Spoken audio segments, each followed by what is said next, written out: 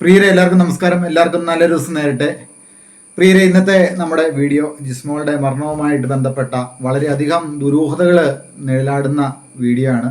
Direct ഇൻവെസ്റ്റിഗേഷനാണ് നടത്തിയത്. അത് നമ്മൾ ത്രൂ ആയിട്ട് ഏകദേശം ഒരു 10ഓളം ദിവസങ്ങൾ ചെലവഴിച്ച് നാട്ടിൽ പല ആൾക്കാരിൽ നിന്നും വ്യക്തികളിൽ നിന്നും സംസാരിച്ച് അവരുടെ ബൈറ്റുകൾ നമ്മളെടുത്ത് അവരോട് സ്നേഹത്തോടെയും സന്തോഷത്തോടുകൂടിയും അവരുടെ ഒരാളായി മാറി അവിടെ നിന്നും ജനങ്ങളുടെ ബൈറ്റുകൾ നമ്മളെടുത്തു. അവരോട് എല്ലാ കാര്യങ്ങളും ഡീറ്റെയിൽ നമ്മൾ ചോദിച്ചു. അങ്ങനെ ആദ്യം ജിസ്മോൾ മരിച്ച് അറിഞ്ഞുകൊണ്ട് ഒരു അരമണിക്കൂർ കഴിഞ്ഞപ്പോൾ ജിസ്മോക്കയുടെ നാട്ടിലേക്ക് എത്തി. അതിനുശേഷം ജിസ്മോക്കയുടെ വീടും ആ പരിസര പ്രദേശങ്ങളെല്ലാം കണ്ടു. അവിടെയുള്ള പ്രദേശവാസികളോടെല്ലാം സംസാരിച്ചു. അതിനുശേഷം ജിസ്മോള് കുളിക്കടവിലേക്ക് പോയി എന്ന് അവിടെ പറയുന്ന 2.5 കിലോമീറ്റർ ദൂരെയുള്ള ജിസ്മോള് പോയി വണ്ടി വെച്ചു. അതുപോലെ തന്നെ കുളിക്കടവിലേക്ക് പോയി എന്ന് പറഞ്ഞ സ്ഥലങ്ങൾ പോയി കണ്ടു. ചെന്നപ്പോൾ അവിടെ ജിസ്മോളുടെ വാഹനം അവിടെ ഇല്ലായിരുന്നു. വണ്ടി അവിടെ നിന്ന് മാറ്റി വെച്ചിരുന്നു. അതായത് ജിസ്മോൾ തോട്ടിൽ, അതായത് പുഴയിൽ ചാടി എന്ന് പറഞ്ഞ ഏകദേശം ഒരു മണിക്കൂർ, ഒരു അരമണിക്കൂർ, 3/4 മണിക്കൂർ അവിടെ തന്നെ ചെന്നു. പക്ഷേ ജിസ്മോളെയും കുട്ടികളെയും അപ്പോൾ തന്നെ അവിടുന്ന് കൊണ്ടുപോയിരുന്നു. എന്താണേലും അവിടെ വാഹനങ്ങൾ കാണാൻ പറ്റിയില്ല. പിന്നെ അന്വേഷിച്ചപ്പോൾ അവിടെ ഒരു സ്കൂളിൻ്റെ അടുത്ത് ഒരു 50 മീറ്റർ മാറി തൊട്ട് മുകളിൽ സ്കൂളിൻ്റെ അവിടെ വാഹനങ്ങൾ, ഈ ജിസ്മോളുടെ ലോഗോ, വണ്ടുകെട്ടിന് ലോഗോ പതിച്ച ആ വാഹനം അവിടെ വെച്ചിട്ടുണ്ട് എന്നറിഞ്ഞു. അത് പോയി കണ്ടു. അതിൻ്റെ 1ാം ഭാഗം 2ാം ഭാഗം എന്ന് പറഞ്ഞുകൊണ്ട് നമ്മൾ ഏകദേശം ഒരു 15ഓളം വീഡിയോകൾ പല തവണയായിട്ട് ചെയ്തു. അന്വേഷിച്ചത് സത്യസന്ധമായ കാര്യങ്ങൾ, തിരക്കിയത് ജെനുവിനായിട്ടുള്ള കാര്യങ്ങൾ, ആരെയും സമ്മർദ്ദത്തിലാക്കാനോ ബുദ്ധിമുട്ടാക്കാനൊന്നും നമ്മൾ ശ്രമിച്ചിട്ടില്ല. കാരണം ഈ CCTV ദൃശ്യങ്ങൾ കണ്ടുപിടിക്കണം നമ്മുടെ ഈ കേരളത്തിലുള്ള ജനങ്ങളുടെ അല്ല, ഈ ലോകത്തുള്ള ജനങ്ങളുടെ ഏറ്റവും വലിയ ആവശ്യകതയായിരുന്നു. കാരണം ദൃശ്യം എന്ന് പറഞ്ഞ ആ പിക്ചർ ഇറങ്ങിയതിന് ശേഷം അതിനോടനുബന്ധിച്ച പല കൊലപാതകങ്ങളും, അതിനോട് സാമ്യമുള്ള കൊലപാതകങ്ങളും നമ്മുടെ നാട്ടിൽ നിഴലാടി. ഇപ്പോൾ ഇത് ഒരു ആത്മഹത്യയാണെങ്കിൽ ഇതുപോലെയുള്ള പ്രവണതകൾ ഇനിയും നാട്ടിൽ നിഴലാടുമെന്ന് ഹാർഡ് ഫാർം എന്ന ചാനലിന് പൂർണ്ണമായിട്ട് ബോധ്യമായതിനാലാണ് ഈ ജിസ്മോളുടെ വീട്ടിൽ നിന്നുള്ള CCTV ദൃശ്യങ്ങൾ എടുക്കാനും അത് ജനങ്ങളിലേക്ക് എത്തിക്കാനും ഹാർഡ് ഫാർമർ എന്ന ഈ ചാനൽ ഇറങ്ങിത്തിരിച്ചത്. ഇതിൻ്റെ അന്വേഷണം തുടങ്ങി നമുക്കൊരു 3 ദിവസത്തേന് നമുക്ക് വീഡിയോ കാര്യങ്ങളൊന്നും ഇടാനായിട്ട് പറ്റിയില്ല. കാരണം ഈ 3 ദിവസങ്ങൾ നമ്മൾ ജിസ്മോളുടെ CCTV ദൃശ്യങ്ങൾ നമ്മൾ അന്വേഷിച്ച് നടക്കുകയായിരുന്നു. അതിൻ്റെ ഇടയ്ക്ക് പല സ്ഥലങ്ങളിൽ നിന്നും ജിസ്മോളുടെ CCTV ദൃശ്യങ്ങൾ കിട്ടി എന്ന് പറഞ്ഞു. പക്ഷേ കിട്ടി എന്ന് പറഞ്ഞപ്പോൾ ഞങ്ങൾ അവിടെ പോയി തിരക്കിയപ്പോൾ പറഞ്ഞു, നിങ്ങൾ തിരക്കുന്നതിന് മുമ്പ് തന്നെ, നിങ്ങൾ ഞങ്ങളെ അന്വേഷിച്ച് വരുന്നതിന് മുമ്പ് തന്നെ ഞങ്ങൾ ഏകദേശം ടൈം നോക്കി ഞങ്ങൾ 3-4 മണിക്കൂർ കണ്ണിൽ എണ്ണ ഒഴിച്ച് നോക്കിയിരുന്നു ജിസ്മോള് പോകുന്ന ഒരു നോക്ക് കാണാനായിട്ട്. പക്ഷേ ഞങ്ങൾക്കാർക്കും കാണാൻ സാധിച്ചില്ല. അപ്പോൾ ഇതിൻ്റെ ഒരു പരിണിത ഫലമായിട്ട് നമ്മൾ മനസ്സിലാക്കി എന്നാന്ന് വെച്ച് കഴിഞ്ഞാൽ, നമ്മൾ അവിടെ എത്തുന്നതിന് മുമ്പ് തന്നെ ആ നാട്ടിലുള്ള ജനങ്ങൾ തന്നെ CID പണി ചെയ്തിരുന്നു. കാരണം ജിസ്മോള് സ്കൂട്ടർ ഈ കൊച്ചിനെയും കൂട്ടിക്കൊണ്ട്, അതായത് 1 വയസ്സും 2 മാസവുമുള്ള കൊച്ചിനെ കൂട്ടി ഹാർപ്പിക്ക് കൊടുത്ത് ഏതവസ്ഥയിലാണ് ഈ വണ്ടിയിൽ കൊണ്ടുപോകുന്നതെന്ന് കാണാനായിട്ട് ആൾക്കാർക്ക് അറിയാനുള്ള ആകാംക്ഷ ഉണ്ടായിരുന്നു. അത് കാരണം ഇവർ പറയുന്നത് എന്താണെന്ന് വെച്ച് കഴിഞ്ഞാൽ, കൈ മുറിച്ചു, അതിനുശേഷം കഴുത്തേൽ കുടുക്കിട്ടിട്ട് ഫാനൊക്കെ ഇട്ട് തൂങ്ങി, ഫാനിൻ്റെ ലീഫ് വളഞ്ഞു, ഛർദ്ദിച്ച് പെരക്കകത്തോടെ ഇട്ടിരുന്നു. അതുകൂടാതെ ജിസ്മോള് കുട്ടികൾക്ക് ഹാർപ്പിക്ക് കൊടുത്തതിന് ശേഷം കുട്ടികളെ മൃതപ്രായരാക്കി വണ്ടിയെ കയറ്റി കൊണ്ടുപോയി എന്നൊക്കെയാണ് പറയുന്നത്. ഈ 2.5 കിലോമീറ്റർ ദൂരത്തിലേക്ക് ഈ ജിസ്മോള് ഈ കുട്ടികളെയും കൂട്ടി എങ്ങനെ വണ്ടി കയറി പോകാൻ, അല്ലെങ്കിൽ വണ്ടിയിൽ കയറ്റിക്കൊണ്ട് പോകാൻ പറ്റും? കാരണം മരണവെപ്രാളം കാണിക്കുന്ന ഈ കുട്ടികളെയും കൂട്ടിക്കൊണ്ട് എങ്ങനെ ഒരു അമ്മയ്ക്ക് വണ്ടിയെ കയറ്റി കൊണ്ടുപോകാൻ പറ്റും? അതായത് സ്കൂട്ടറിൽ, കാറിലല്ല, ആക്റ്റീവയെ കയറ്റി കൊണ്ടുപോകാൻ പറ്റും.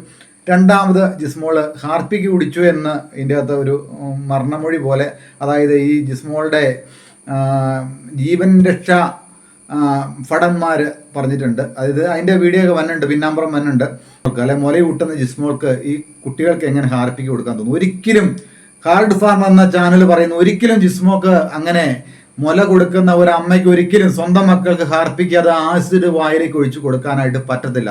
ഇതിൻ്റെ അകത്ത് വളരെയധികം ദുരൂഹതകൾ ഒളിഞ്ഞിരിപ്പുണ്ട് എന്നുള്ള കാര്യത്തിൽ ഒട്ടും സംശയമില്ല. ഇത് കേസ് തേച്ച് മാച്ച് കളയാനുള്ള പല രീതിയിലുള്ള പ്രവർത്തനങ്ങളും അണിയറ വർക്കുകളും ഇതിൻ്റെ അകത്ത് നടന്നു എന്നുള്ള കാര്യത്തിൽ യാതൊരു സംശയമില്ല. കാരണം 10ഓളം ദിവസങ്ങളിൽ ആ ഏരിയയിലുള്ള ആൾക്കാരുമായിട്ട് 100-150 ആൾക്കാരുമായിട്ട് നേരിട്ട് മുഖാമുഖം കണ്ട് ആ പ്രദേശവാസികളിൽ ഒരാളായി ഹാർഡ് ഫാർമർ എന്ന ചാനൽ മാറിയിരുന്നു. കാരണം അവിടെയുള്ള ആൾക്കാരൊക്കെ എല്ലാം അറിയാം. കാരണം ഇതൊരു അന്വേഷണം എല്ലാവരും കാണുമ്പോൾ പറയും, മോനെ ഇത് നിങ്ങൾ അന്വേഷിച്ച് കണ്ടുപിടിക്കണം കേട്ടോ. പോലീസ് ഈ ഭാഗത്തേക്ക് വന്നില്ല, ഈ ഏരിയയിലേക്ക് പോലീസ് വന്നിട്ടില്ല. ഞാൻ ചോദിക്കാറുണ്ട്, ഏത് വീട്ടിൽ ചെന്നാലും ചോദിക്കാറുണ്ട് ഇവിടെ പോലീസ് വന്നിരുന്നോ, ഈ CCTV ദൃശ്യം ഇവിടെ അന്വേഷിച്ച് നിങ്ങളെ തേടി വന്നിരുന്നോ? ഇല്ല, വന്നിട്ടില്ല എന്നാണ്. കാരണം ഇന്നലെ വരെ അവിടെ ഒരു പോലീസുകാരും ഒരു CCTV ദൃശ്യവും ചോദിച്ച് അവിടെ ചെന്നിട്ടില്ല.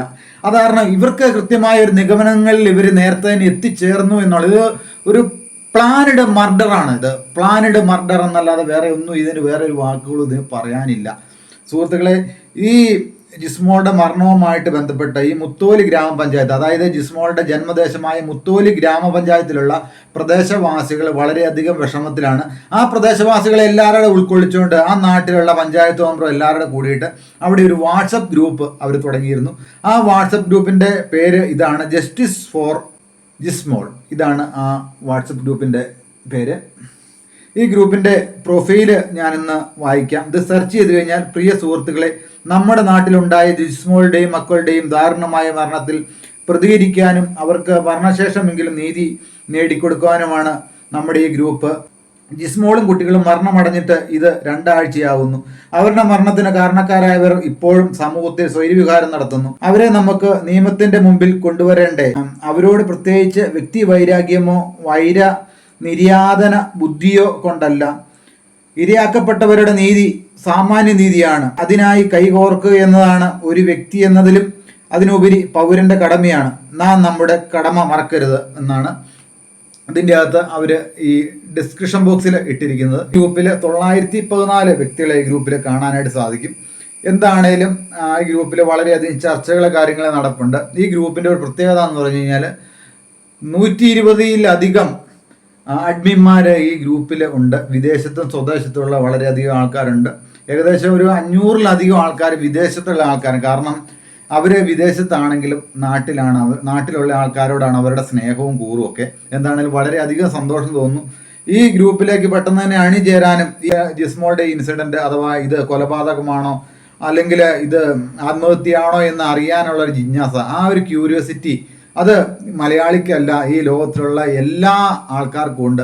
അരിയാഹാരം കഴിക്കുന്ന എല്ലാ ആൾക്കാർക്കും ഇതിൻ്റെ ഒരു സത്യാവസ്ഥ അറിയണം. കാരണം ഈ കൊലകൾ ഇനി ഇത് ആവർത്തിക്കപ്പെടാൻ സാധ്യതയുണ്ട്. ഈ കൊലപാതകങ്ങൾ ചെയ്ത ആൾക്കാർ ആരാണേലും അത് നിർബന്ധപൂർവ്വമാകാം, അല്ലെങ്കിൽ അത് ആത്മഹത്യയിലേക്ക് തള്ളിവിട്ടതാകാം, അല്ലെങ്കിൽ ഇത് കൊലപാതകമാകാം. കൊല ചെയ്തിട്ട് ഈ തെളിവുകളെല്ലാം നശിപ്പിക്കാനുള്ള ക്രിയകളിൽ ഇവർ പങ്കാളികളായിരിക്കാം. അങ്ങനെയാണ് ഇതുമായിട്ട് ബന്ധപ്പെട്ട് ഇതിനു വേണ്ടിയിട്ട് ഗൂഢാലോചന നടത്തിയ ആൾക്കാർ ഉൾപ്പെടെ എല്ലാവരും അകത്താകേണ്ടതാണ്. ഇതുപോലെ ഒരു മരണം, ഇതുപോലെ ഒരു കൊലപാതകം ഇനി നമ്മുടെ ഈ കേരളത്തിൽ നടമാടിക്കൂടാ. എന്താണ് ഇത് അറിയേണ്ടത് ജനങ്ങളുടെ ആവശ്യമാണ്. സുഹൃത്തുക്കളെ, ഞാൻ അധികം ദീർഘിപ്പിക്കുന്നില്ല. എന്താണേലും ഈ ഗ്രൂപ്പിൽ സജിത എന്ന് പറഞ്ഞ ആള്, സിറീഖ് എന്ന് പറഞ്ഞ ആള്, ഹാർഡ് സർമർ എന്ന ചാനലുകാരനായ ഞാൻ ഉൾപ്പെടെ എന്നെ ആഡ് ചെയ്തിരുന്നു.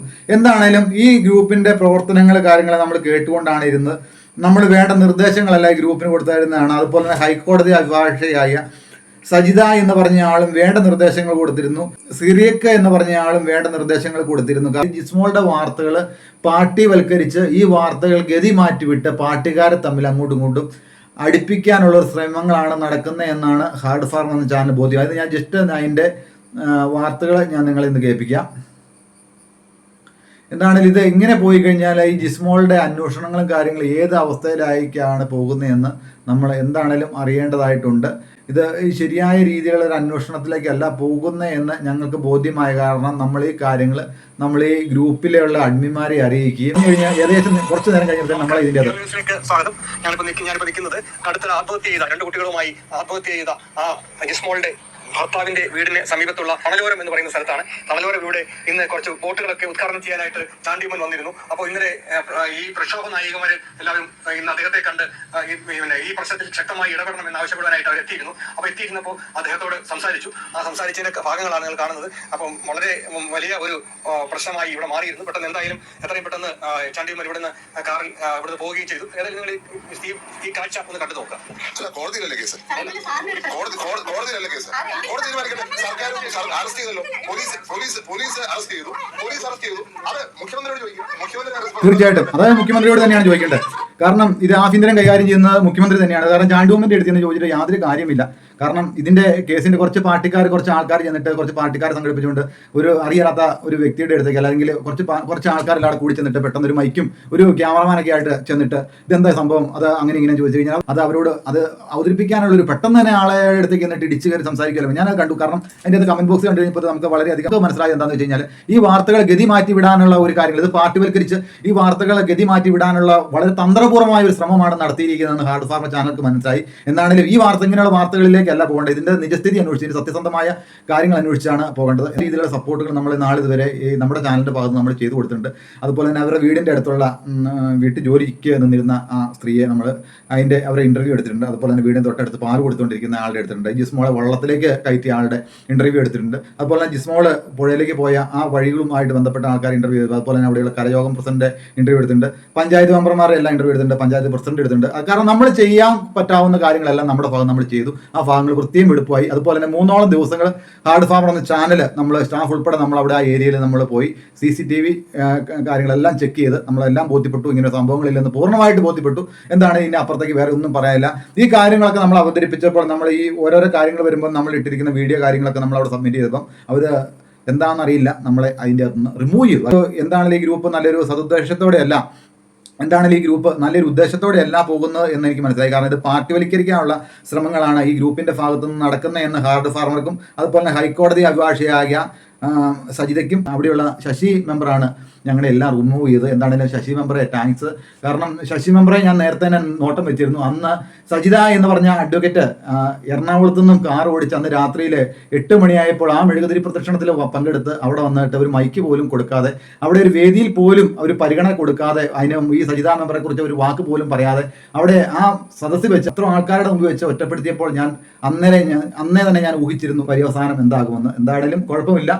പ്രിയരെ, ഞാൻ വളരെ പ്രധാനപ്പെട്ട ഒരു വോയിസ് കൂടി ഞാൻ നിങ്ങളെ കേൾപ്പിച്ചിട്ട് ഞാൻ ഈ വീഡിയോ ഞാൻ വൈൻഡപ്പ് ചെയ്യുകയാണ്. അതായത് ഈ ഗ്രൂപ്പിൽ ഇന്ന് ചർച്ചയ്ക്കായിട്ട് ഏകദേശം ഒരു 10 ആയപ്പോൾ ഒരു വ്യക്തി ആ ഗ്രൂപ്പിൽ ഇട്ടിരുന്നു. അതായത് ജിസ്മോളെ ചർച്ചയ്ക്ക് വന്ന ഒരു വ്യക്തിയാണ്. ആ വ്യക്തി പറഞ്ഞിരുന്നത് എന്താണെന്ന് വെച്ച് കഴിഞ്ഞാൽ ജിസ്മോളുടെ ശരീരത്തിന് ചൂടുണ്ടായിരുന്നു എന്നാണ് പറഞ്ഞത്. എന്താണെങ്കിലും അത് അറിയണം എന്ന ഒരു ആഗ്രഹം ഉണ്ടായിരുന്നു. അങ്ങനെ ഞാൻ സിറിയക്കേടനെ വിളിച്ചു. സിറിയക്കേടൻ ആ വ്യക്തിനെ വിളിച്ച് സംസാരിച്ചു. അപ്പോൾ എന്താണെങ്കിലും ആ സിറിയക്കേടനും അതുപോലെ തന്നെ സിറിയക്കേടന് ആ വ്യക്തിനെ വിളിച്ച് കാര്യങ്ങൾ ചോദിക്കാൻ കാണിച്ച ആ മനസ്സിന് സിറിയക്കേടന് ഒരു ബിഗ് സല്യൂട്ട് ഞാൻ പറയട്ടെ. എന്താണെങ്കിലും ഇങ്ങനെയുള്ള പ്രവർത്തനങ്ങൾക്ക് ചങ്കായിട്ട് നമ്മുടെ ഒപ്പം കൂടെ നിൽക്കുന്ന ഒത്തിരി വ്യക്തികളുണ്ട്. അത് കാരണം ഒരു കാര്യങ്ങൾ പറയുമ്പോൾ നമുക്ക് അതിനൊരു സുതാര്യത വേണം, ഒരു സത്യസന്ധത വേണം. ആ ചോദ്യങ്ങൾ എന്താണെന്ന് ഞാൻ നിങ്ങൾക്ക് കേൾപ്പിക്കാൻ പോവുകയാണ്. ഈ വീഡിയോ നിങ്ങൾ സ്കിപ്പ് ചെയ്യരുത്, ഇതോടെ നിങ്ങൾ കാണണം. എന്താണ് അധിക നേരമില്ല, കുറച്ച് നേരത്തിനേ ഉള്ളൂ. ഈ സൗണ്ട് കൂടി ഞാൻ നിങ്ങൾ കേൾപ്പിക്കാം. കുര്യൻ എന്ന് പറഞ്ഞ ആളാണ്. എന്റെ പേര് കുര്യൻ, നിങ്ങളുടെ ഉണ്ട് കേട്ടോ. എന്റെ പേര് ശരിക്കും സിറിയക്ക് എന്നാണ്. ഞാൻ മറ്റേ ജിസ്മോൾ വിഷയത്തിനകത്തൊക്കെ 2-3 വീഡിയോസ് ഒക്കെ ചെയ്തിട്ടുള്ള ഒരാളാണ്. യൂട്യൂബ് ചാനലൊന്നുമില്ല കേട്ടോ. പല യൂട്യൂബ് ചാനലുകാരെ എന്റെ ബൈറ്റ് എടുക്കാറുണ്ടെന്ന് മാത്രം. ഞാൻ ഒരു ഡൗട്ട് ക്ലിയർ ചെയ്യാൻ വേണ്ടിട്ട് വിളിച്ചതാണ്. ഒരു 2 മിനിറ്റ് സംസാരിക്കുന്നതിന് ബുദ്ധിമുട്ടുണ്ടോ? ഞാൻ നമ്മളിപ്പോ ഗ്രൂപ്പിനകത്ത് അങ്ങോട്ടും ഇങ്ങോട്ടും നമ്മൾ കുറച്ച് തർക്കം വന്നിരുന്നു. തർക്കം എന്ന് പറയുന്നത് വേറെ ഒന്നുമല്ല. അതായത് ആ ഡെഡ് ബോഡി എടുത്ത് ഹോസ്പിറ്റലിൽ കൊണ്ടുപോയ ആളാണെന്ന് പറഞ്ഞിരുന്നല്ലോ. അപ്പൊ അതിനകത്ത് അവസാനം അവരുടെ ഡെഡ് ബോഡിയിൽ ചൂടുണ്ടായിരുന്നു എന്ന് പറയുന്നു. ഞാൻ ചോദിക്കാൻ ഉദ്ദേശിച്ചത്രേ ഉള്ളൂ. കാരണം സ്വാഭാവികമായിട്ടും നട്ടുച്ച സമയത്താണ് ഡെഡ് ബോഡി വെള്ളത്തിൽ നിന്ന് എടുക്കുന്നത്. കാരണം നമുക്കറിയാം, വെള്ളത്തിൽ കിടന്നാലും പുറത്ത് കിടന്നു കഴിഞ്ഞാലും ഈ സമയത്ത് നട്ടുച്ച സമയം എന്ന് പറഞ്ഞു കഴിഞ്ഞാൽ ഏത് വസ്തുവിലും സൂര്യപ്രകാശം അടിക്കുമ്പോൾ നല്ല ചൂട് തന്നെയായിരിക്കും. ഞാനൊന്ന് പറഞ്ഞു തീർന്നിട്ട് പറഞ്ഞു കേട്ടോ. അതായത് ഈ ബോഡി കമഴ്ന്നാണ് കിടന്നിരുന്നതെന്നും പറയുന്നുണ്ട് സ്വാഭാവികമായിട്ട്. അപ്പൊ നമ്മളെടുത്ത് ഹോസ്പിറ്റലിലേക്ക് കൊണ്ടുപോകുമ്പോൾ സ്വാഭാവികമായിട്ട് ഈ ബോഡി നമ്മൾ മലർത്തിയാണ് നമ്മുടെ മടിയിലോ അല്ലെങ്കിൽ എവിടെയാണേലും വെക്കുന്നത്. അപ്പൊ കമന്ന് കിടന്ന ബോഡിയുടെ പുറകിലാണ് വെയിലടിക്കുന്നത്. ശരിക്കും നമുക്കറിയാം പുറകുവശത്താണ്. അത് ബോഡിന്ന് മാത്രമല്ല, ഏതൊരു വസ്തു വെള്ളത്തിൽ കിടന്നു കഴിഞ്ഞാൽ അതിന്റെ മുകൾ ഭാഗത്താണ് വെയിലടിക്കുന്നത്. അത് നട്ടുച്ച സമയം കൂടെ ആണെന്ന് കണക്കൂട്ടണം. ഏകദേശം ഏറ്റവും സൂര്യന്റെ ചൂട് കാഠിന്യമായിട്ട് നിൽക്കുന്ന ഒരു സന്ദർഭത്തിലാണ് ഈ ബോഡി വെള്ളത്തിൽ നിന്ന് എടുക്കുന്നത്. അപ്പൊ അതിന്റെ പുറകുവശത്ത് എത്രയാണെങ്കിലും ചൂടുണ്ടാവും. അതിപ്പോ അപ്പൊ വീണ് മരിച്ചതാണെങ്കിലും 2 ദിവസം മുമ്പ് വെള്ളത്തിൽ വീണ് മരിച്ചതാണെങ്കിലും ശരി, ആ ബോഡിയിൽ ആ സമയത്ത് ചൂടുണ്ടാവും. അത് ആ ചൂടെന്ന് പറയുന്നത് സൂര്യന്റെ ചൂടാണ്. ഇനി അതല്ലാതെ ഞാൻ പറഞ്ഞു വരുന്ന പോയിന്റ് ഇതാണ്. ഇനി അതല്ലാതെ ഒരു വ്യക്തിയുടെ ശരീരത്തുള്ള ചൂടുണ്ടല്ലോ, ആ ചൂടാണോ താങ്കൾക്ക് അനുഭവപ്പെട്ടത്, അതോ ഈ സൂര്യനിൽ നിന്ന് ഏറ്റ ചൂടാണോ അനുഭവപ്പെട്ടത് എന്നുള്ളത് തിരിച്ചറിയാനായിട്ട് സാധിച്ചിരുന്നോ എന്നുള്ള ഒരു ഡൗട്ടാണ് ഞാൻ ചോദിക്കുന്നത്. ഞാൻ അങ്ങോട്ടൊരു കാര്യം പറയാം. കേൾക്കുക. ചോദിക്കുമല്ലോ, ഈ കൊച്ചിനെ എടുത്ത എങ്ങനെയാന്ന് ചോദിച്ചു കഴിഞ്ഞാൽ ഒരു സൈഡില് ഒരു മരത്തിന്റെ അവസ്ഥയിൽ ഇവളുടെ ബനിയൻ ഉടക്കി കിടന്നാണ് ഇവിടെ കിട്ടുന്നത്. അതെ, അത് വീഡിയോ കാണിക്കുന്നുണ്ട്. ഈ ആള് സൂര്യപ്രകാശം എന്ന് പറഞ്ഞു കഴിഞ്ഞാൽ ഈ പൊടിക്ക് ഇതിന് മേളിൽ മുഴുവൻ അഴുക്കായിരുന്നു. അതെ, ഈ ഇലയും പൊടിയും എല്ലാം അഴിയുന്ന ഒരു സ്ഥലത്താണ് പൊടി കിടന്നത്. അതെ. അതെ. അപ്പൊ പിന്നെ ഈ വെള്ളത്തിനെന്ന് പറഞ്ഞാൽ നല്ല തണുപ്പാണ്, ഒഴുക്ക് വെള്ളമാണ്. അതെ. ഇപ്പൊ സാറ് പറയുന്ന പോലെ മേലിൽ നിന്ന് സൂര്യപ്രകാശം അടിച്ച് ബോഡിക്കുള്ള ചൂടല്ല, ശരീരത്തെ ചൂടിന്റെ കാര്യമാണ് ഞാൻ പറയുന്നത്. അതായത് വെള്ളത്തിന് നല്ല തണുപ്പാണ്. ആ ബോഡി കൊണ്ട് തരുന്ന ഈ തണുത്ത വെള്ളത്തിൽ നിന്നാണ് കൊണ്ട് തരുന്നത് കൊച്ചിനെ. അതെ. അപ്പൊ നമ്മൾ അവിടെ നേരെ പൊക്കി നേരെ കൊണ്ടുപോയി പോലീസ് ജീപ്പ് കൊണ്ടുപോയി കയറ്റി. അപ്പൊ എന്റെ കൂടെ ഒരു ഹെൽത്തില് ഒരു ഏറ്റുമാനൂർ ഹെൽത്തിൽ വർക്ക് ചെയ്യുന്ന ഒരു മാഡം ഉണ്ടായിരുന്നു എന്റെ കൂടെ. അപ്പൊ ഞാനും പുള്ളിക്കാരത്തി എന്റെ മടിയിലാണ് ജിസ്മോള് കിടന്നത്. എന്റെ ഒരു കസിനാണ് ജിസ്മോള്. അല്ല, അപ്പൊ ഞാൻ ഇടയ്ക്കൊന്ന് ചോദിച്ചോട്ടെ, ഈ ജിസ്മോളുടെ ബോഡി നമ്മള് വണ്ടിക്കകത്ത് നമ്മുടെ മടിയിൽ കിടത്തി എന്ന് പറയുമ്പോൾ സ്വാഭാവികമായിട്ടും മലർത്തിയാണല്ലോ കിടക്കുന്നത്. അതായത് ഞാൻ മലർത്തിയിട്ടെ കുറച്ചേരം കഴിഞ്ഞപ്പോഴേ അവര് എന്നോട് കമഴ്ത്തി കിടത്താൻ പറഞ്ഞ് ഞങ്ങള് ഞെക്കി. അപ്പൊ എന്നോട് പോലീസുകാരുണ്ടല്ലോ, കുറെ ഒരു സിവിൽ ഡ്രസ്സിലുള്ള പോലീസുകാരനുണ്ട്. അപ്പൊ പുള്ളി പറയുന്ന ഒരു കാര്യം എന്താണെന്ന് വെച്ച് കഴിഞ്ഞാൽ, ഈ ആള് വെള്ളത്തിൽ വീണിട്ട് ആദ്യം സമയമായിട്ടില്ല, ഇയാളെ നമുക്ക് വിട്ടഴിച്ചു പോയി രക്ഷപ്പെടുത്താം, ഇത് ചിലപ്പോ രക്ഷപ്പെടുമെന്ന് പറഞ്ഞു. അപ്പൊ അല്ല, അത് സ്വാഭാവികമാണ്. കാരണം വെള്ളത്തിൽ വീണതായതുകൊണ്ട് ഇത് ചിലപ്പോ ജീവനുണ്ടോ ഇല്ലയോ എന്ന് നമുക്ക് കൃത്യമായിട്ട് നമുക്കറിയത്തില്ല. നമ്മള് ഈ ഒരു വെള്ളത്തിൽ വീണ ആളുടെ ശരീരം വായുന്ന സാധാരണ സാറിന്റെ ഉദ്ദേശത്തിൽ എന്താ വരുന്നത്, വെള്ളമല്ലേ പറഞ്ഞത്? അതെ അതെ അതെ. ഈ ജിസ്മോളുടെ ശരീരത്തിൽ നിന്ന് ഇതിന് മാത്രം വെള്ളമൊന്നും വന്നിട്ടില്ല. ആ കരക്കെടുത്തിട്ടപ്പോഴും ഞങ്ങൾ പിടിച്ച് വയറെല്ലാം ഞെക്കിയതാണ്. അത് കഴിഞ്ഞ് കൊണ്ടുപോണ പഴി ഞെക്കിയതാണ്. പുള്ളിക്കാരത്ത് CPR കൊടുത്താണ്. ഇതെല്ലാം ചെയ്തപ്പോഴും വെള്ളമല്ല വരുന്നേ. ഈ പെണ്ണിന്റെ വായിന്ന് മൂക്കിന്നും വരുന്ന മറ്റേ പതയില്ലേ, എന്നോരെയും പതയാ വരുന്നേ. പക്ഷെ ആ പതയ്ക്കകത്ത് വേറൊരു കുഴപ്പമുള്ള എന്നാന്ന് വെച്ചാൽ ആ പതയ്ക്ക് ഭയങ്കര ബാഡ് സ്മെല്ലായിരുന്നു. അപ്പൊ ആ സ്മെല്ല് ഇരിക്കുന്നു. ഒരു കൈ ഈ നമ്മുടെ പുറകെ ഇരിക്കുന്ന വണ്ടിയുടെ പുറകെ ടവേരയുടെ വണ്ടിയായിരുന്നു, അതിന്റെ പുറകെ ഇരുന്നു പോലീസുകാരുടെ കയ്യിലും. അപ്പൊ ഞാൻ ഒരു കൈ ഇങ്ങനെ ഇത് വെള്ളത്തിൽ വീണാണല്ലോ, നമുക്കറിയത്തില്ല എന്താ സംഭവിച്ചത്.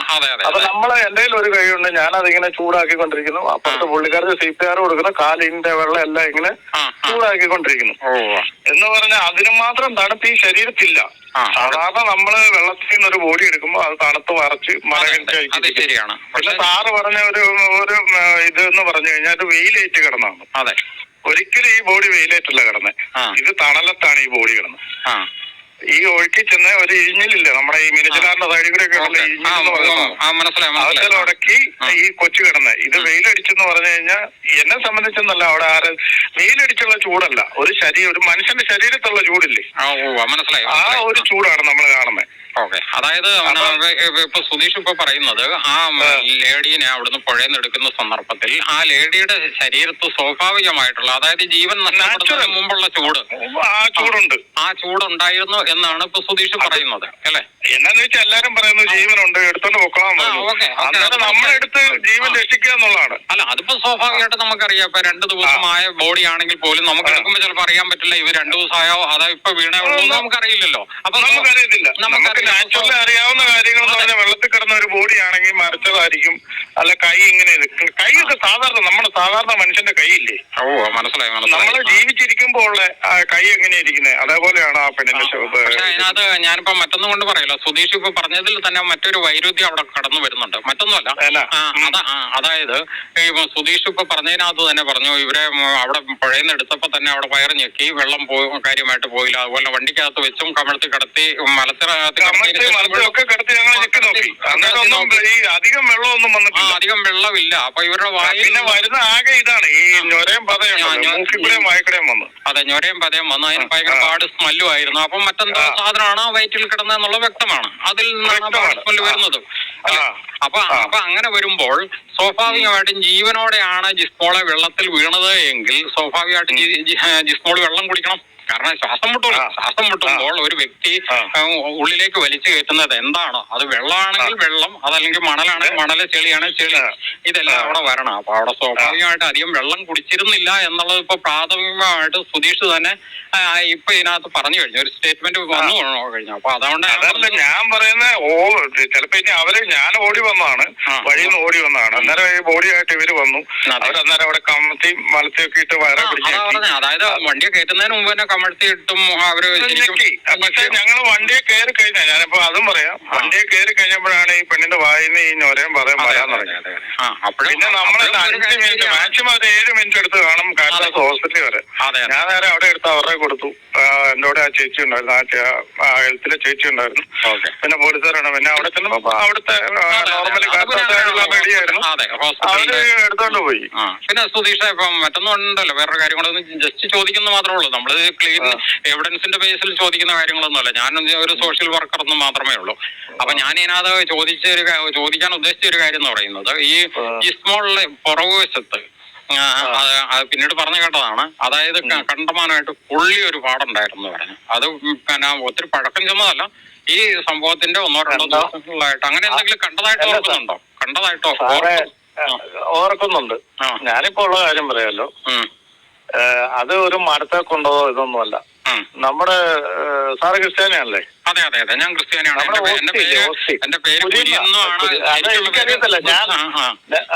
ഞാൻ പറയാം, നമ്മുടെ ഓസ്തിയില്ലേ, ഓസ്തി, നമ്മളെ കുർബാന സ്വീകരിക്കുന്ന ഓസ്തിയില്ലേ, ഓസ്തിയുടെ വട്ടത്തിൽ ഒരു പുള്ളി പാടുണ്ട്. അതെങ്ങും കൊണ്ട പാടാ, അല്ല കമ്പേലോ കിമ്പേലോ ഒന്നും കൊണ്ട പാടല്ല. അതായത് പൊള്ളിയിട്ട് അതിന്റെ കൊമള പൊട്ടിയില്ലേ, കൊമളയില്ലേ, നമ്മുടെ കൊമള രൂപാന്തരപ്പെടുന്ന പൊട്ടിയിട്ട് അതിന്റെ ഒരു തൊലിയുടെ അംശം സൈഡിൽ കൂടെ ഉണ്ടായിരുന്നു. അതായത് അവിടെ വലിയ ഓസ്തിയല്ലേ ഉദ്ദേശിക്കുന്ന സുധീഷ്? അതായത് നമ്മുടെ ചെറിയ ഓസ്തിയില്ലേ, ചെറിയ ഓസ്തി. ഓക്കെ. നമ്മള് കുർബാന സ്വീകരിക്കുന്ന ഓസ്തിയുടെ ആ വട്ടത്തിൽ ഒരു മുറിവുണ്ട്. അതായത് ഇടുപ്പില്ലേ നമ്മുടെ ഈ ഇവിടെ ഇച്ചിരി ദശ ഇങ്ങനെ പുറകുവശത്ത് ഇങ്ങനെ ഇതായിട്ട് കറക്റ്റ് അവിടെയാണ്. അത് ഞാൻ കണ്ടാണ്. പിന്നെ ബാക്കിയുള്ള കാര്യങ്ങളൊന്നും നമ്മളിതൊന്നും ശ്രദ്ധിച്ചൊന്നുമില്ല. എല്ലാരും ജീവനുണ്ടെന്ന് പറഞ്ഞു നമ്മളെ എടുത്തോണ്ട് പോവാന്നുള്ളൂ, എങ്ങനെയും രക്ഷിക്കാന്നുള്ളൂ. നമുക്ക് കൂടുതലൊന്നും അറിയത്തില്ല. ഇനിയിപ്പോ ഞാൻ വേറെ ഒന്ന് ചോദിച്ചോട്ടെ, ഇപ്പൊ സുധീഷ് ജിസ്മോളുടെ സ്വന്തക്കാരാണെന്നുള്ളത് ഇപ്പൊ പറഞ്ഞപ്പോഴാണ് ഞാൻ അറിയുന്നത്. അതുകൊണ്ട് കൂടെ ചോദിക്കുകയാണ്. ജിസ്മോളുടെ സ്വന്തക്കാരല്ല, ഞാൻ ജിമ്മിയുടെ സ്വന്തക്കാരനാ. ജിമ്മിയുടെ സ്വന്തക്കാരൻ, അങ്ങനെയാണ്. ശരി. അതായത് ജിസ്മോളുടെ സ്വന്തക്കാരനല്ല, ഞാൻ ജിമ്മിയുടെ സ്വന്തക്കാരനാണ്. എന്നിട്ടും പിന്നെ ഞങ്ങൾ ഈ നാട്ടുകാരായിട്ട് ഇതിനകത്ത് നിൽക്കുന്നുണ്ടെങ്കിൽ ഞങ്ങൾക്ക് എന്തെങ്കിലും കാര്യം ഉണ്ടായിട്ടില്ലേ? തീർച്ചയായിട്ടും. എന്റെ അടുത്ത കസിനാണ് ജിമ്മി. ഞാൻ അവനെതിരെ നിൽക്കാന്ന് പറഞ്ഞു കഴിഞ്ഞാൽ നിങ്ങളൊന്ന് ആലോചിച്ച് നോക്ക്. അല്ല, അത് ശരിയാണെന്ന് നമുക്ക് ഈ ഗ്രൂപ്പിലുള്ള മിക്ക ആൾക്കാരും അങ്ങനെയുള്ളവരൊക്കെ തന്നെയാണ്. അല്ല, ഞങ്ങളുടെ നാട്ടുകാരുടെ ഇതില് ഈ കൊച്ചിനെയും ഈ പിള്ളേരുടെ സംഭവത്തിൽ എന്ത് സംഭവിച്ചെന്നുള്ളത് ഞങ്ങൾക്ക് അറിഞ്ഞാൽ മതി. അല്ല, അത് സത്യമാണ്. ഞാനും ആ നിലപാടുള്ള വ്യക്തിയാണ്. സുധീഷിന് വേറെ ഒന്നും അറിയണ്ട. എന്നെ ചിലപ്പോ നാളെ ഞങ്ങളുടെ കുടുംബക്കാരി ചില പരിപാടിക്കൊന്നും ചിലപ്പോ വിളിച്ചില്ലെന്ന് വരും. പക്ഷെ ഞാൻ അതൊന്നും മൈൻഡ് ചെയ്യുന്നില്ല. അതിനകത്ത് അങ്ങനെ പല വ്യക്തികളും ഉണ്ട്. ഞങ്ങള് പല വ്യക്തികളും ഞങ്ങൾ ഈ കുടുംബത്തിൽ തന്നെ ഉള്ളവരാണ്. പക്ഷെ ഞങ്ങൾക്ക് വേറെ ഒന്നുമല്ല. ഞങ്ങൾക്ക് ഈ ഒന്നെങ്കിൽ ഇതൊന്നും ചെയ്തിട്ടില്ലെങ്കിൽ ഇവരുടെ വീട്ടുകാരോ ഒന്നും ചെയ്തിട്ടില്ലെങ്കിൽ ഓക്കെ, അന്വേഷണ വിധേയമായിട്ട് അവര് വെറുതെ വിടും, എന്തെങ്കിലും ചെയ്തോട്ടെ. പക്ഷെ എന്തോ ചെയ്തിട്ടുണ്ട്, അല്ല ഈ കൊച്ചി ഇതുപോലെ ചെയ്യത്തില്ല. ഞങ്ങൾക്ക് ആ കാര്യം ഒന്നും അറിഞ്ഞത്, നമുക്ക് ആ കാര്യം അറിഞ്ഞാൽ മതി, വേറെ ഒന്നും അറിയണ്ട. അതുകൊണ്ടുള്ള ഇത് നമ്മളെ കൂടെ നിൽക്കുന്നുള്ളൂ. പിന്നെ സുധീഷ്, ഞാൻ വേറൊരു ഡൗട്ട് കൂടെ ചോദിച്ചോട്ടെ. ഇപ്പം ഒത്തിരി CCTV കാര്യങ്ങൾ പറയുന്നുണ്ട്. പക്ഷെ ഏറ്റവും ലാസ്റ്റ് ഈ കടവിലേക്ക് ഇറങ്ങുന്നിടത്തേക്ക് ഒരു CCTV ഓൾറെഡി അതിന്റെ തൊട്ട് മുകളിൽ തന്നെ ഒരു സ്ഥാപനത്തിൽ സ്കൂളിന്റെയും പള്ളിയുടെയാ. സ്കൂള് ഒരു പുതിയ സ്കൂളൊക്കെ അവിടെ വരുന്നുണ്ട്, അവർ ഫിറ്റ് ചെയ്തതാണ്. അതെ. അപ്പൊ ഈ CCTV കാര്യങ്ങളോ ഇതോ ഒന്നും എന്നോട് ചോദിക്കില്ലേ. അത് ആ പള്ളി എന്ന് പറഞ്ഞാൽ ഞായറാഴ്ച മാത്രം തുറക്കുന്ന ഒരു പള്ളിയാ. പള്ളി അല്ല, പള്ളിയാണെങ്കിലും CCTV എന്ന് പറയുന്ന ഫുൾ ടൈം വർക്കാണ്. ഫുൾ ടൈം വർക്കാണ്. പിന്നെ സ്കൂളുണ്ട് അവിടെ, അതിന്റെ അടുത്തൊരു വലിയ സ്കൂള്. അതായത് ചെറിയ നമ്മുടെ സാധാരണ സ്കൂളൊന്നും അല്ല, അത് വലിയ ബോട്ടിംഗ് സെറ്റപ്പോടുകൂടി വരുന്ന ഒരു സ്കൂളാണ്. ഓക്കെ. അല്ല, ഞാൻ മറ്റൊരു രീതിയിൽ ചോദിച്ചു എന്ന് ധരിക്കണ്ട. ഞാൻ സുധീഷിന് അവിടെ സ്വാഭാവികമായിട്ട് പരിചയമുള്ളതുകൊണ്ട് ജസ്റ്റ് അങ്ങനെ ചോദിച്ചിട്ടുണ്ടോ അവരോട് CCTV അങ്ങനെ? ഇല്ല. എന്നാന്ന് വെച്ച് കഴിഞ്ഞാൽ ഞാൻ ദുഃഖവെള്ളിയാഴ്ച പള്ളി ഇരിക്കുമ്പോഴത്തേക്ക് ഏറ്റുമാനൂർ പോലീസുകാർ നീർക്കാട്ട് പള്ളി വന്നിട്ടുണ്ടായിരുന്നു. അത് ഞാൻ അങ്ങനെ പറയാൻ കാരണം എന്റെ കൂട്ടുകാർ ഞങ്ങളെല്ലാം അവിടെ ഇരുന്നപ്പോഴത്തേക്കും ഈ ഇതിലൊരു പോലീസുകാരൻ എന്റെ കൂടെ ആ വണ്ടിയിലുണ്ടായിരുന്ന ഈ മോളെ കൊണ്ടുപോകാനായിട്ട്. ഞാൻ പറഞ്ഞില്ല, സിവിൽ ഡ്രസ്സിൽ ഒരു പോലീസുകാരനുണ്ടായിരുന്നു. ആ പുള്ളിയാണ് വന്ന് CCTV ഫുട്ടേജ് എടുത്തിട്ട് പോയിട്ടുള്ളത്. പിന്നെ എനിക്ക് ബാക്കിയുള്ള ഇതിനെ കുറിച്ച് സത്യം പറഞ്ഞു കഴിഞ്ഞാൽ എനിക്ക് ഭയങ്കര ബുദ്ധിമുട്ടല്ല. എന്റെ വൈഫുണ്ട് ഇവിടെ, വൈഫിനോട് ചോദിച്ചു നോക്കൂ. എനിക്ക് ഈ പിള്ളേരെ കണ്ടിട്ടും ഇവളെ എടുത്തിയൊന്നും ഞാൻ രാത്രി ഇവിടെ ഉറങ്ങിയിട്ടില്ല. അല്ല, അത് സ്വാഭാവികമായിട്ട് മനുഷ്യന് ഉറങ്ങാൻ സാധിക്കില്ല. എന്തായാലും പറഞ്ഞ കാരണം ഇത് നിസ്സാര കാര്യമല്ലല്ലോ. നമ്മളെ സ്വന്തം കുഞ്ഞുങ്ങളെ പോലെ അല്ല, എനിക്ക് സ്വന്തം ഉറങ്ങാൻ പറ്റില്ല. ഞാൻ നിങ്ങളുടെ ചെറിയ ആ കൊച്ചിനെ, ഏറ്റവും കുഞ്ഞു കൊച്ചിനെ കണ്ട് അന്ന് അടക്കിന്റെ അന്ന് എനിക്ക് ഇപ്പൊ ജിസ്മോളെ അല്ല മറ്റേ കൊച്ചിനെ കണ്ടപ്പോ ഉള്ള ഇതല്ലായിരുന്നു. ആ കുഞ്ഞു കൊച്ചിനെ കണ്ടു കഴിഞ്ഞപ്പോ അതിലും വിഷമായി. ഞാൻ 2 ദിവസം എന്റെ വീട്ടിൽ ഉറങ്ങിയിട്ടില്ല. എന്റെ പെങ്ങളുണ്ടായിരുന്നു ഇവിടെ.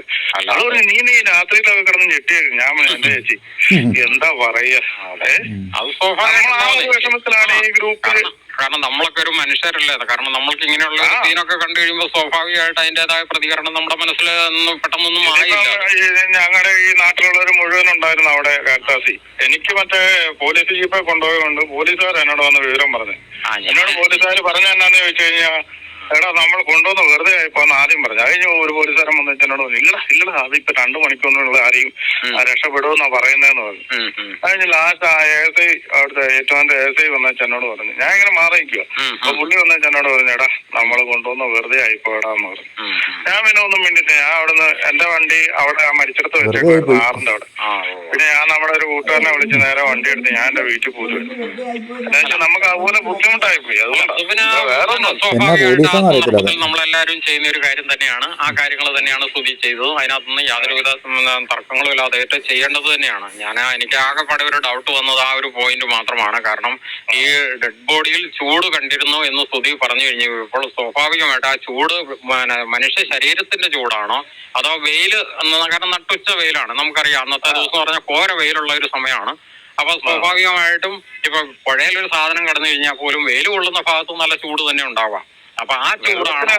അതല്ല ശരീരത്തുള്ള ചൂട്, നോർമൽ ചൂട്. അതായത് ഞാൻ പറഞ്ഞില്ല നമ്മൾ ഒരാളുടെ കയ്യെ പിടിക്കുമ്പോ ഒരാൾക്ക് ഷെയ്ക്കാൻ തുടങ്ങുമ്പോ ഒരാളുടെ ശരീരത്തിൽ ആ ഒരു ഇത് മാത്രം. ശരി ശരി ശരി ശരി. ഓക്കെ സുധീഷ്. പ്രിയരെ, സുധീഷ് എന്ന് പറഞ്ഞ സുധീഷ് കുര്യൻ എന്ന് പറഞ്ഞ ആളാണ്. എന്താണേലും സുധീഷിൻ്റെ ഒരു വോയിസ്, അതുപോലെ തന്നെ ഈ സിറിയക്കിയേട്ടൻ്റെ വോയിസാണ് ഞാൻ നിങ്ങളെ കേൾപ്പിച്ചത്. എന്താണേലും സിറിയക്കിയേട്ടന് കാര്യങ്ങൾ വളരെ വ്യക്തമായിട്ട് ചോദിച്ചറിഞ്ഞു. എന്താണേലും ഒരിക്കൽ കൂടി സിറിയക്കിയേട്ടന് ഒരു സ്പെഷ്യൽ താങ്ക്സ് അറിയിക്കുകയാണ്. എന്താണ് നമ്മുടെ കേരളത്തിന് സംഭവിച്ചത് ഇങ്ങനെയുള്ളൊരു കാര്യത്തിൽ? അതായത് ഈ ജിസ്മോളുടെ മരണത്തിൽ കൂടുതൽ വ്യക്തത ആവശ്യമാണ്. ഇതിന് പോലീസുകാരും അതുപോലെ തന്നെ ആ പ്രദേശവാസികളെല്ലാവരും ഒറ്റക്കെട്ടായിട്ട് അണിചേരണം. ഇത് ഒരു കൊലപാതകമാണ്. ഇതൊരു കൊലപാതകമാണെന്നുള്ള നിഗമനത്തിലാണ് ഹാർട്ട് ഫാർമറും എത്തിച്ചേർന്നിരിക്കുന്നത്. യാതൊരു മാറ്റങ്ങളുമില്ല. പക്ഷേ ഇത് വളരെ സസൂക്ഷ്മമായിട്ട് ഇത് തേച്ച് മായ്ച്ച് കളയാനുള്ള ശ്രമമാണ്. ജീവനുള്ള ശരീരം എന്ന് പറഞ്ഞുകൊണ്ട് ജിസ്മോളെ നേരെ കാരിത്താസ് ഹോസ്പിറ്റലിലേക്ക് കൊണ്ടുപോയി. അവർക്ക് ഫസ്റ്റ് എയ്ഡ് കാര്യങ്ങളൊക്കെ കൊടുത്തു. അതിനുശേഷം അവരുടെ ഡ്രസ്സെല്ലാം മാറ്റി, കുട്ടികളുടെയും മാറ്റി. അതിനുശേഷമാണ് പോസ്റ്റ്മോർട്ടത്തിനായിട്ട് കോട്ടയം മെഡിക്കൽ കോളേജിലേക്ക് പറഞ്ഞയച്ചത്. എന്താണേലും ദുരൂഹതകൾ വളരെയധികം നിഴലിക്കുന്നു. അത് സത്യസന്ധമായ കാര്യങ്ങൾ വെളിപ്പെടുത്തുവാനുള്ള ഉത്തരവാദിത്വം പോലീസുകാർക്ക് മാത്രമാണ്. അതുപോലെ തന്നെ ഈ കേസുമായിട്ട് മുന്നോട്ട് പോകുന്ന ആൾക്കാർക്കുള്ളതാണ്. ഒരു CBI അന്വേഷണം നടത്തിയാൽ മാത്രമാണ് ഈ കേസ് ഒരു സത്യസന്ധമായ വഴിക്ക് എത്തിച്ചേരാൻ പറ്റുള്ളൂ എന്ന് ഹാർട്ട് ഫാർമർ ചാനലിന് അതുപോലെ തന്നെ നാട്ടുകാർക്കും ബോധ്യമുണ്ട്. എന്താണേലും ഒരു തുടരന്വേഷണം വ്യക്തമാണ്. അല്ലെങ്കിൽ ഈ ലോക്കൽ പോലീസ് അന്വേഷിച്ച് കഴിഞ്ഞാൽ ഒരിക്കലും ഈ കേസ് ഒരിടത്തും ചെന്ന് എത്തിയാല എന്നുള്ള കാര്യങ്ങൾ ഞാൻ അടിവരയിട്ട് പറയട്ടെ. Okay, thank you.